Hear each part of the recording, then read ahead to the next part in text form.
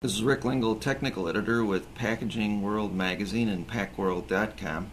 Today we're speaking with Josh Epstein, Director of Marketing for Advanced Electron Beam. For about the past 3 years, the company has been commercializing its compact and cost-effective electron beam technology. While Josh tells us that electron beam technology has been around for probably 40 years or so, the company's proposition is that it has a compact format which makes it much more applicable to a wide range of application, and these include packaging as well as related industries such as converting. The company provides self-contained modules that can be integrated into a whole array of packaging machinery, whether it's beverage filling machinery or sterilization machinery or a printing press. Our discussion centers on where the technology is in terms of these type of applications and what potential applications are on the horizon. Why don't we talk about some of the applications and potential applications for this technology in terms of food and beverage, and a little closer onto packaging with containers and maybe some converting and packaging materials. Sure. Technology was first deployed in the medical device and pharmaceutical packaging, which really laid a nice groundwork for being deployed into the food and beverage applications. So pharmaceutical manufacturing has been using low voltage electron beams and AEB electron beams for several years now. And that sort of introduced the technology to the FDA, introduced it to the different types of sterilization technologists out there.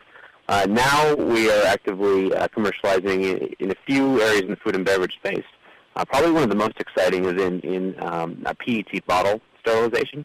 As you and your listeners might know, the traditional methods of filling aseptically or sterile filling of a PET bottle, it's done either in a hot fill process where the liquid itself is quite hot, or it's done in a more cold fill process where there's a chemical sterilant used to sterilize the inside of the bottle, the inside of the bottle cap, and then it's rinsed afterwards. And in both hot fill and chemical-based cold fill technologies, it's a very energy-intensive process. It'd be a very water-intensive process. So you might use anywhere between 1 to 5 liters of water to fill 1 liter of beverage. So the vision of using electron beams is actually to create a cold, dry sterilization process where you're just delivering energy to the inside of the bottle and to the bottle cap, and you're creating a very high level of sterility with no chemicals, no rinse water, no residue, and all at room temperature. So this has it's attractive for a few different reasons.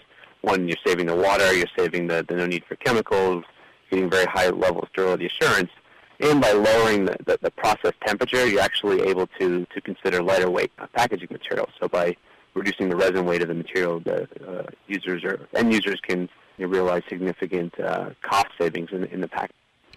I would think those benefits play pretty well into this environment of interest in sustainability, even in terms of lowered energy costs and usage, and the use of water and those types of things.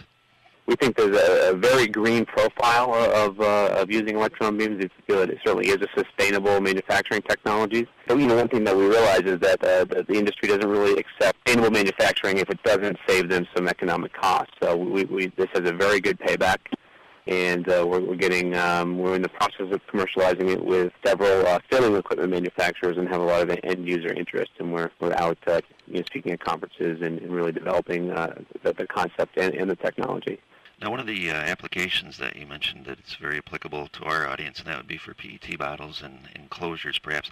Is this envisioned as being used by the vendors and suppliers of those containers and closures, or this would be on-site at the consumer packaged goods company's plant?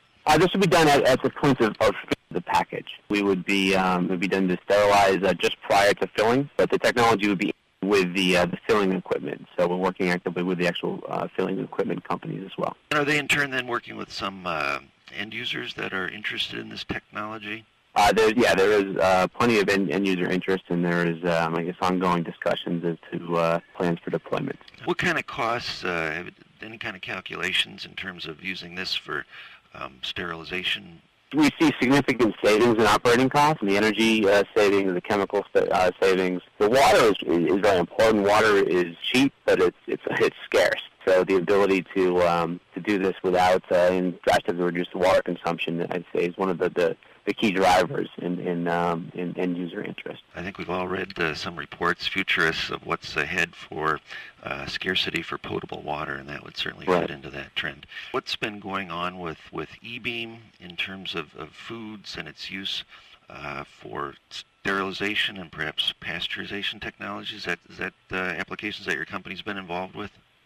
I think for our technology, there certainly is a potential for using low voltage electron beams for shelf life extension type applications, and we're watching with interest as to whether this is a market that we're going to pursue in the future. But for the moment, we really are focused on packaging sterilization, overall packaging technologies.